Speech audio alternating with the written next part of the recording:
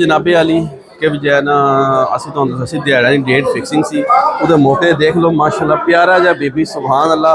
ए देखो चॉकलेटा ते नाल जनाब है तुलसियां दे रहा है सरकार। इंजॉय कर रहे हो मज़ा आ रहा है माशाल्लाह जी माशाल्लाह। ते ए देख लो कितनी खूबसूरती नाल जेड़ा ना काम हो रहा है सारा। ते ए साडे बीब साहब जे माशाल्लाह इधर आओ ना ए साडे बीब साहब ही नाल ए इस टाइम पूरे चेयरमैन जनाब इथे सारा कुछ ही अंडर विच है ते कोई हैंकी पैंकी होएगी ना तो जनाब इदी सारी रिस्पांसिबिलिटी होएगी। अब मारो जी वीडियो सारी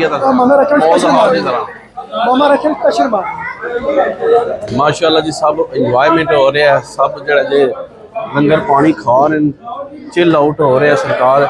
ए साडे यासर भाई ने ए माशाल्लाह ए हुण ही समझ लो कि भी चांदी के दिन होने कि 2 दिन होए ना राती आए बैंकॉक तो हो गए पूरा वीक रह के इंजॉय करके आए। इन्होंने को पूछने उत्थे चस आई है या कोई नहीं आई। हाँ जी क्या कहते हो फुल चस आई है फिरने वाला माहौल सही है आदत जी फुल चिल माहौल है। जिन्हें जाना है बैंकॉक जाओ इंजॉय करो टूर करो मज़ा आएगा तो इंशाल्लाह ताला।